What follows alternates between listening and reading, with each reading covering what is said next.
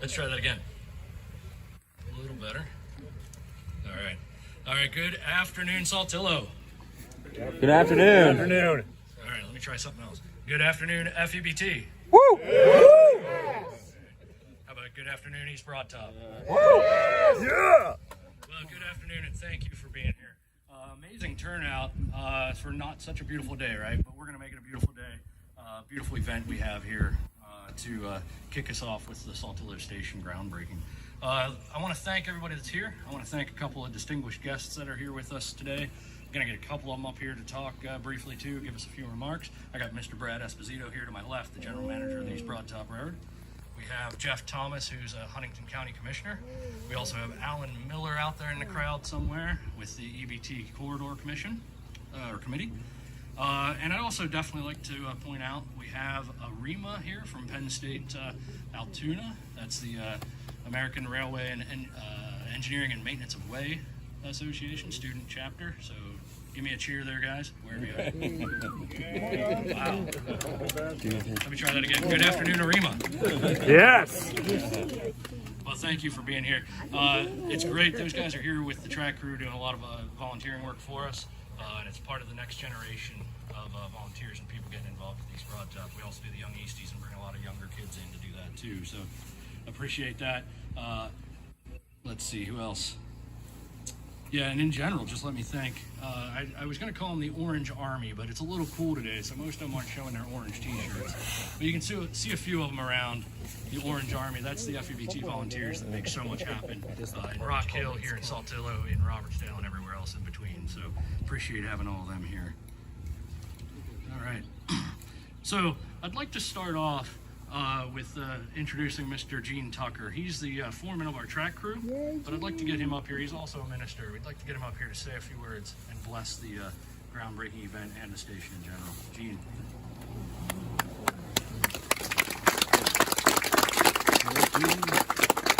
Thank you, Randy. Thank you, Brad. Great to see all of you. It is appropriate that we begin with prayer today on this new project and this part of the phase of the work of the restoration of the railroad. Let's pray together.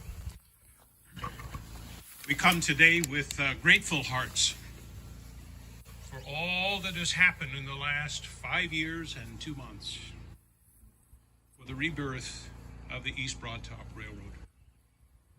And now we give thanks for this new phase of its restoration and for the reconstruction of the Saltilo Station and for the new life that will be breathed into this part of the railroad and this community. So we pray for perseverance, we pray for wisdom, we pray for guidance, we pray for good results. Bless all we do, we pray. Amen. Amen. Thank you, Gene. Again, thank you all for being here. I just wanted to talk a little bit quickly here. You often hear people, especially these days, talking a lot about those who forget history are doomed to repeat it, right? And unfortunately, that gives a connotation that repeating history is bad. But today we're celebrating because we are repeating history, right? In 1874, the East Broad Top reached Saltillo. In May, I believe it was, of 1874. The station as we knew it here was built in 1892, I believe, the first iteration of that station at least. But the railroad got here in 1874. Here we are 151 years later, and we're basically celebrating the same thing, bringing the railroad back to Saltillo and bringing the station back after 69 years of the railroad being shut down. And one thing I'll point out, Dr. Lee Rainey actually gave me this bit of intel, right, and pointed this out, but Saltillo was really responsible for the last revenue on the East Broad Top Railroad in 1956. Ganister Rock off of Jack's Mountain behind us here was the last revenue stream for the East Broad Top. So it's a great part of the full circle. We're coming full circle here in many ways today, with that being the last revenue and hopefully bringing back passengers to Saltillo and a whole new revenue stream and new life to the valley. The other full circle, definitely want to talk about FEBT and what we've done here, right? So a little more than 20 years ago, the station as it stood was decaying and was dilapidated and a hazard. and was torn down. But before it was torn down, we were able to come in, document it, save a few architectural features and things like that. Some of those architectural features have been on display in the Robbinsdale Museum, and some of those will come back here to the Saltillo station, bring it full circle. But I'll also thank, we have our architect here, John Bowie. Where'd you go? Oh, right there, right up front, perfect. John Bowie, historical architect.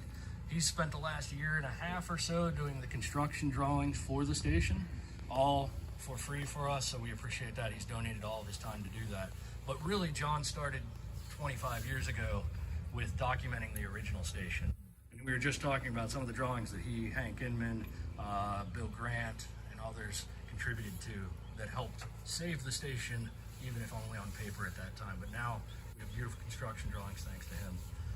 One other person I'll thank today, my vice president, Bill Adams, is out here somewhere. He brought the sign. That's the original station sign behind me here. So we're glad to have that here. Hopefully everybody appreciates that. I'm sure this isn't the last time it'll appear here. So that'll be a great thing to have. All right, I think I've said enough for now. Let's get some other folks up here. Let's go ahead and start with my partner in crime from the East Broad Top Railroad, Mr. Brad Esposito.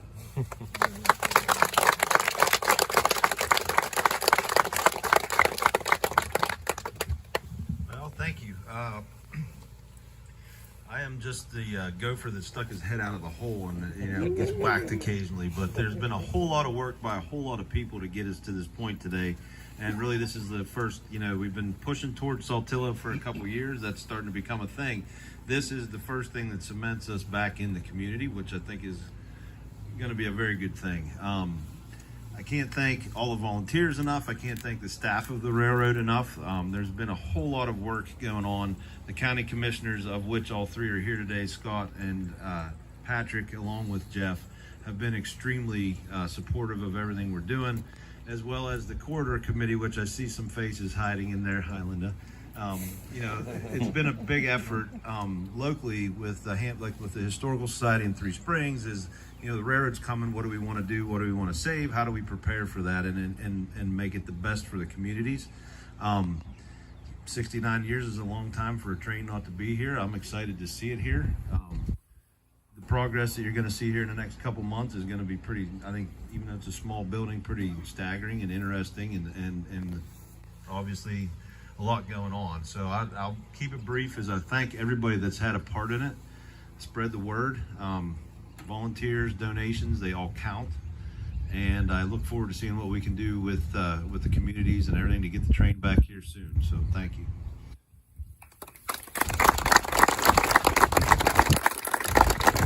Thank you, Brad. All right, let's get Mr. Jeff Thomas up here, Huntington County Commissioner and longtime Saltillo resident.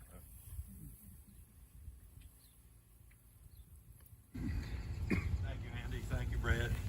It's sure a pleasure to be here with this significant historical moment in Saltilla. For those that know me, I lived 55 years here in Saltilla before moving just 4 years away, and I served 17 years on the Borough Council, and I see Borough Council members around here.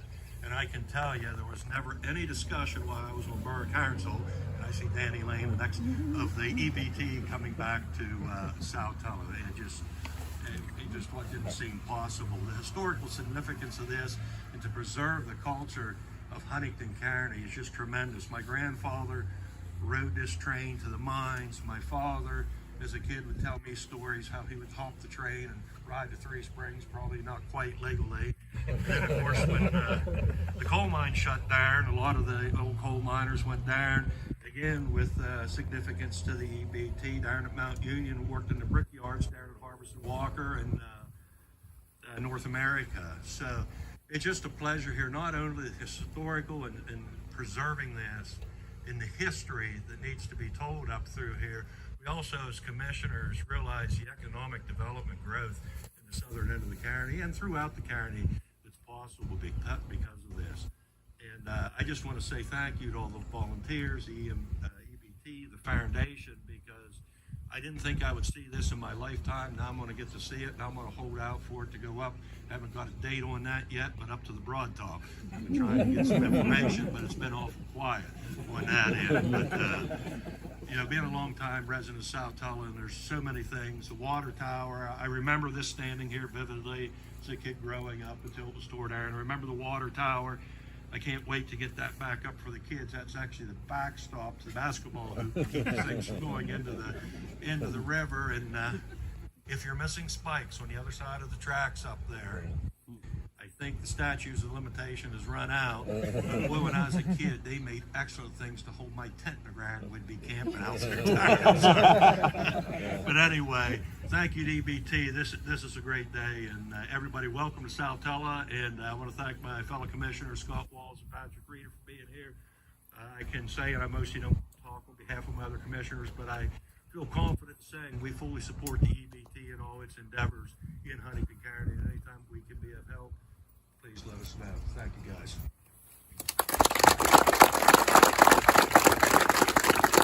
Thank you, Jeff. I'll say, I don't think, Jeff, you're alone. I don't think any of us here thought we'd see this in our lifetime, did we? So, fantastic. Let's get Alan Miller up here. He's chairman of the EBT Corridor Committee. There he is, coming up.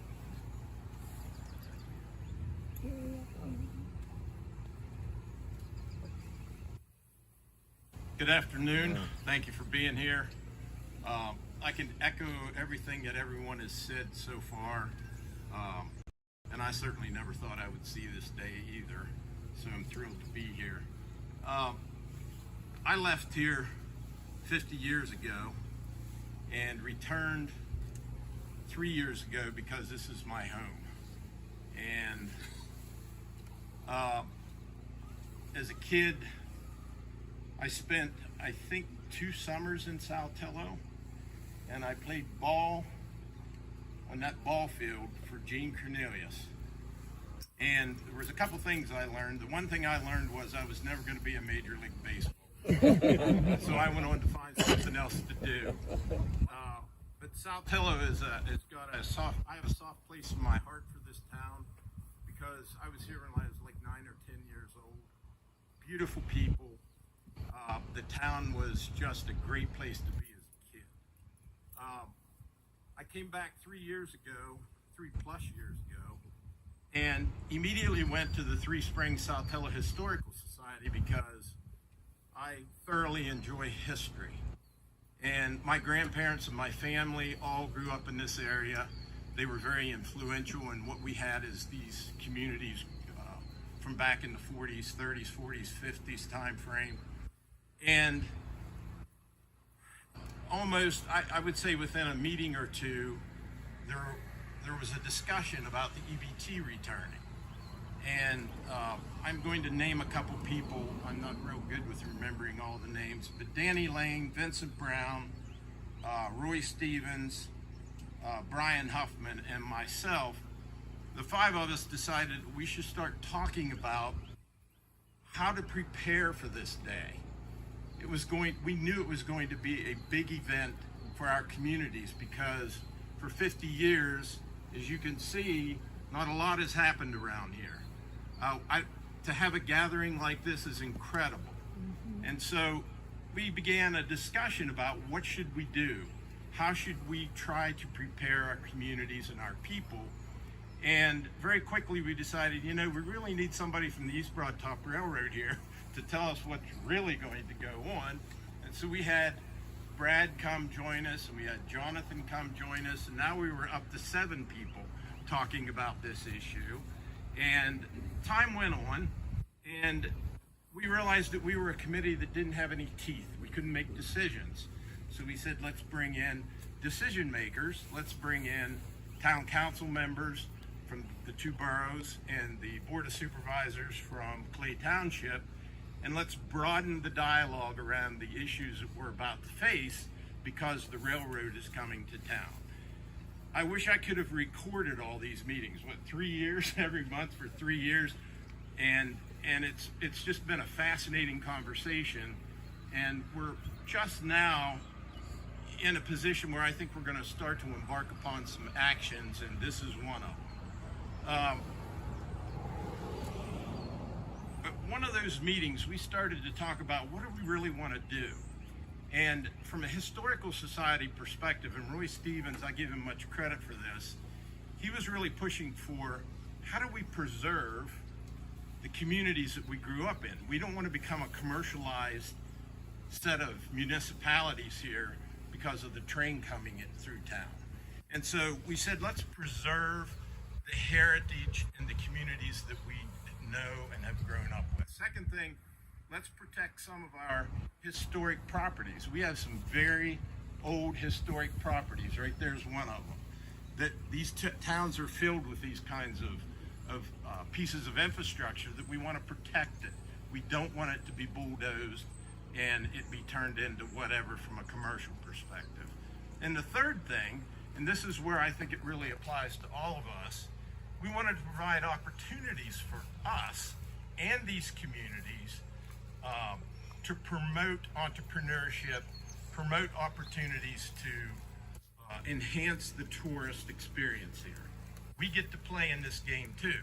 Brad's going to bring the train, but we're the ones that will live here, and we'll have an opportunity to interact with the tourist and the entire EBT community.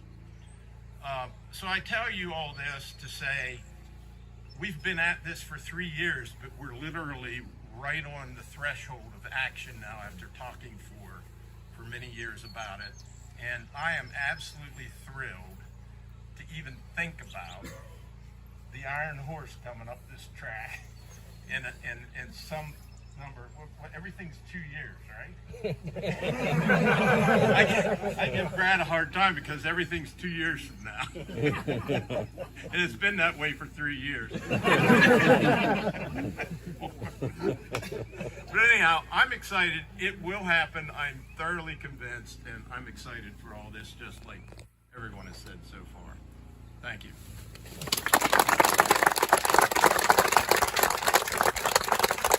All right, thank you, Alan.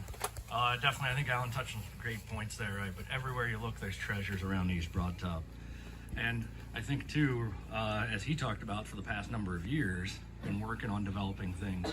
And so what I'd like to emphasize there, right, this is a new beginning for the Saltillo station, but it's really just one of many milestones here as we bring the East Broad Top in its entirety back to life. But let's get to it. Gentlemen, grab your shovels. Let's make a hole.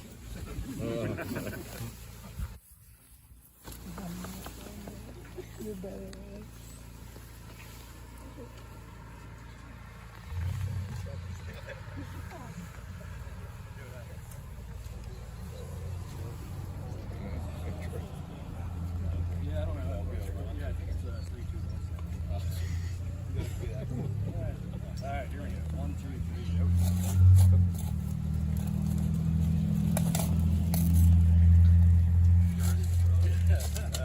Mine already through. Well, see? There we go. Someone should have dug this for us.